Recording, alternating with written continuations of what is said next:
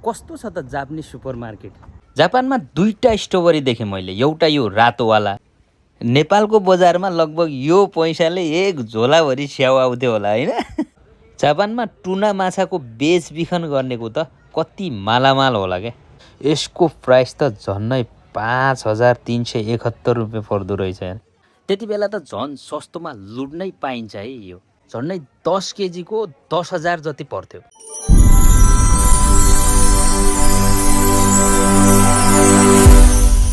Good morning guys, स्वागत छ तपाईँलाई फेरि पनि एउटा अर्को नयाँ भिडियोमा। आज म तपाईँलाई घुमाउन लैजाँदैछु जापानको एउटा लोकल सुपरमार्केटमा। कस्तो छ त जापानिज सुपरमार्केट, के नयाँ कुराहरू देख्न पाइन्छ त। दैनिक उपभोगका सामग्रीहरू सस्ता या महँगा र हामी नेपालीहरूका लागि के पाइन्छ त, यी सम्पूर्ण कुराहरूको डिटेलमा तपाईँले यो भिडियोमा पाउनुहुनेछ है। आउनुहोस् तपाईँ र म सँगै मिलेर जापानिज सुपरमार्केटलाई नजिकबाट निहालौँ है त। रुमबाट हिँडेर 5-7 मिनटको दूरीमा यो सुपरमार्केट आइपुग्छ। आज बिदाको दिन, निकै भिडभाड छ है। सुपरमार्केट पनि एकदमै ठुलो छ। ल अब भित्र जाउँ है त, के पाउँछ हेरौँ है। जापानको सुपरमार्केटमा प्राय छिर्ने बित्तिकै तरकारी र फलफुल खण्ड आउँछ है। यो स्ट्रबेरी हेर्नुहोस् त, कस्तो मजाले प्याक गरेको छ है। होनेस्टली भन्नुपर्दा जापानको स्ट्रबेरी एकदम वर्ल्ड फेमस नै हो क्या। जापानिजहरू गिफ्ट दिनको लागि पनि यो प्रोडक्ट बढी युज गरेको देखिन्छ है। जापानमा दुईटा स्ट्रबेरी देखेँ मैले, एउटा यो रातोवाला र अर्को सेतोवाला। टेस्ट कस्तो छ यो सेतोवालाको मलाई थाहा भएन होइन। रातोवाला मैले टेस्ट गरेको छु, एकदमै गजब छ होइन। प्राइस दुईटैको लगभग सेम छ।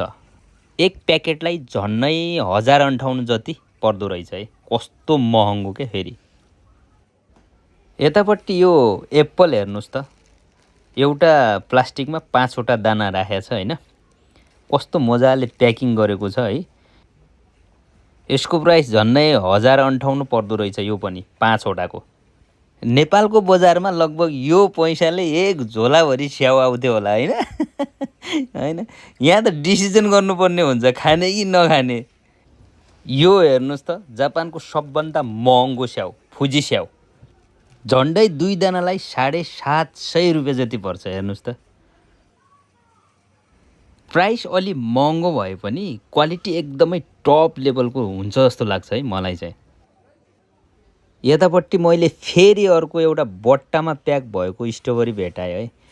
यो चाहिँ अलि चाहिँ प्राइस सस्तो जस्तो लाग्यो है मलाई चाहिँ। 411 रुपियाँ छ अरे। अलि दानाहरू पनि अलि बढी नै छन् यसमा। ल यतापट्टि यो हेर्नुहोस् त, अङ्गुर, कालो अङ्गुर। नेपालमा अङ्गुर पनि किलोको हिसाबले बेचिन्छ होला होइन। यहाँ लगभग 583 रहेछ यो प्याकेटको, तर यो डिस्काउन्टमा राखेको छ। यो बक्सलाई 270 रुपियाँमा दिइरहेको रहेछ है। यो चाहिँ सुन्तला, यसको प्राइस झन्नै 754 रुपियाँ पर्दो रहेछ हेर्नुहोस् त। कस्तो दामी प्याक गरेर 5वटा दाना हालेको छ है। एकदमै मिठो हुन्छ क्या। जापानको सुन्तला पनि बब्बालै हुन्छ क्या। यो सिजनमा तपाईँको सस्तो र अफ सिजनमा तपाईँको महँगो हुँदै जान्छ। यो चाहिँ सायद जता पनि होला होइन। पुरै सुन्तला राखेको छ आफ्नो आफ्नो ब्रान्डतिरको। यो एउटा दानाको हेर्नुहोस् त, 178 रुपियाँ राखेको छ एउटा दानालाई है। हेर्नुहोस् त कस्तो मजाले, जस्तो किन्नुहुन्छ त्यस्तै पाउँछ है यहाँ। यो चाहिँ किवी, एउटाको 138 पर्दो रहेछ। कस्तो मजाले एउटा गरेर राखेको छ है। टच गर्दा पनि कस्तो सफ्ट फिल आइरहेको छ क्या एकदमै। यहाँको सफाइ र सामान मिलाउने तरिका एकदमै गजब लाग्छ क्या। यहाँको पहिलो विशेषता भनेकै प्रेजेन्टेसन हो। यो केरा हेर्नुहोस् त, 321 मा 3वटा जति मिलिरहेको छ है। यो सिस्टम मलाई एकदमै गजब लाग्यो। जति चाहियो त्यति उठाऊ। ल अब म तरकारी सेसनमा आयो है। यो टमाटर हेर्नुहोस् त, एक दानालाई 105 रुपियाँ पर्दो रहेछ है। यो प्याकेटमा 3 दाना जति राखेको छ होइन। यसको प्राइस झन्डै 570 रुपियाँ जति लाग्दो रहेछ।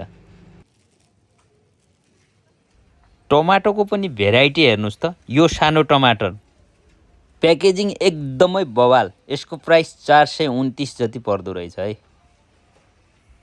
छेउमै कागती राखेको छ। एउटा प्याकेटमा 2 दाना जति हालेको छ है। यसको प्राइस 267 जति पर्दो रहेछ। फरक फरक कम्पनीको फरक फरक प्राइस हेर्नुहोस् त। यो हेर्नुहोस् त, इमो पिडालो 537 पर्दो रहेछ एउटा प्याकेटलाई। कत्रो ठुलो ठुलो, फेरि नेपालमा सानो सानो पाउँथ्यो क्या।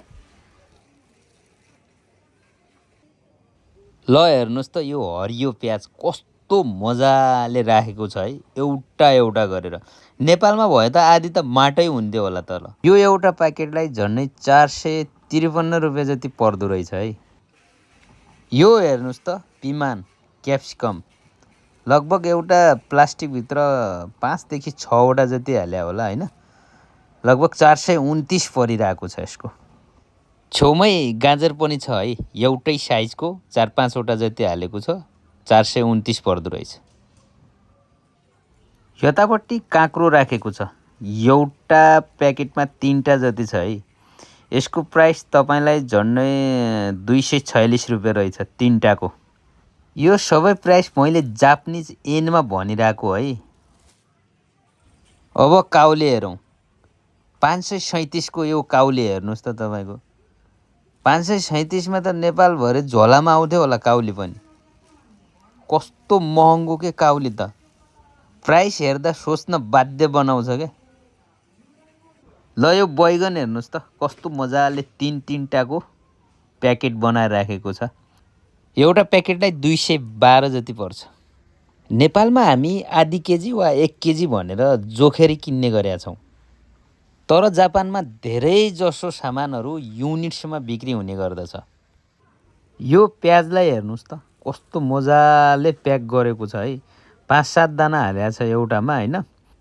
प्राइस चाहिँ झन्डै 350 जति पर्दो रहेछ। यो आलुलाई हेर्नुहोस् त, एक प्याकेटमा झन्डै 5 वटा दाना जति हालेको छ होइन। प्राइस 529 पर्दो रहेछ है यसको एउटा प्याकेटलाई। अब यतापट्टि जाउँ है, के छ। यो चाहिँ मुला, आधी काटेर राखेको मुला, झन्डै 85 जति पर्छ यो मुलालाई आधी। तर मुला एकदमै मिठो हुन्छ यार, नेपालको जस्तो त्यो पिरो चाहिँ हुन्न है यहाँको। एकदमै राम्रो लाग्छ मलाई चाहिँ। हेर्नुहोस् त, हरियो तरकारी कस्तो मजाले धोएर पखालेर प्याक गरेको क्या। नेपालमा भए त आधी माटो आउँथ्यो क्या पानीमा। तर यहाँ चाहिँ एकदमै बवाल सेफ्टी तरिकाले राखेको छ। यसको प्राइस 212 रुपियाँ पर्दो रहेछ। यो फर्सी हेर्नुहोस् त, आधी काटेर राखेको छ, पुरै राखेको छैन होइन।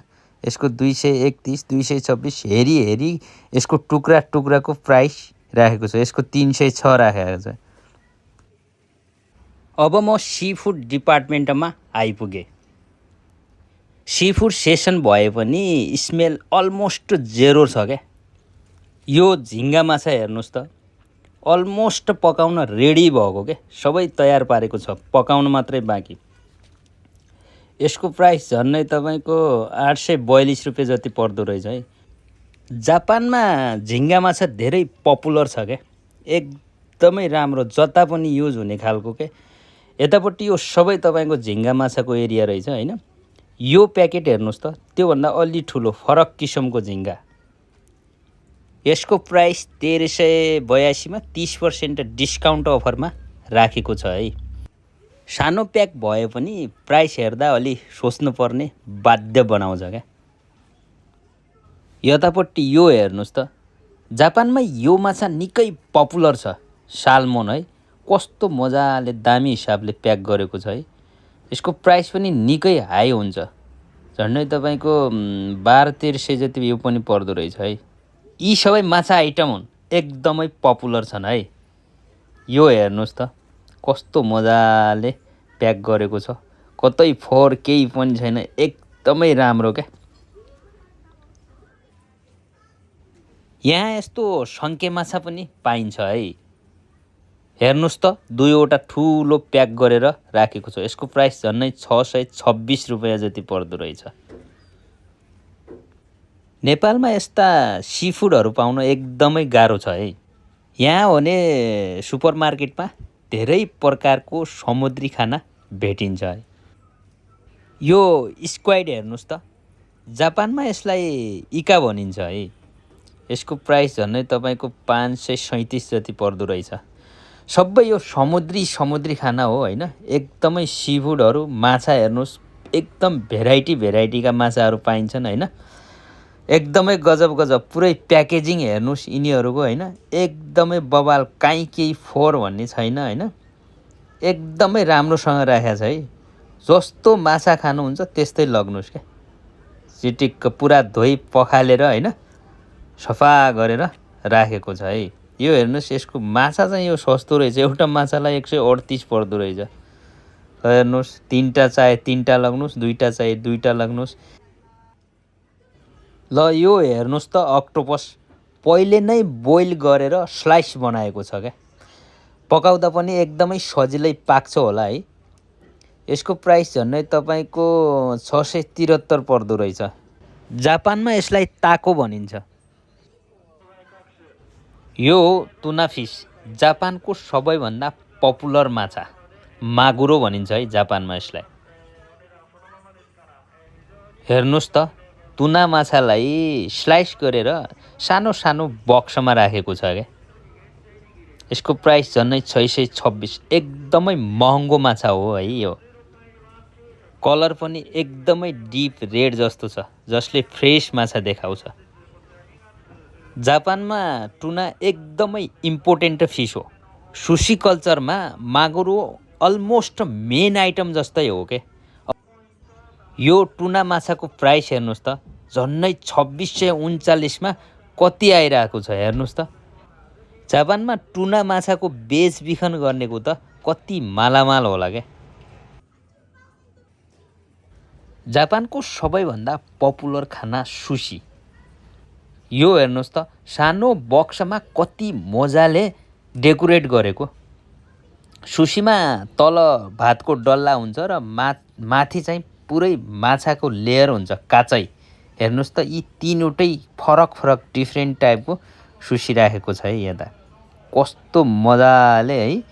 एउटाको प्राइस झन्डै 2680, 2700, 3000, 3500 जति पर्छ है सुसीको।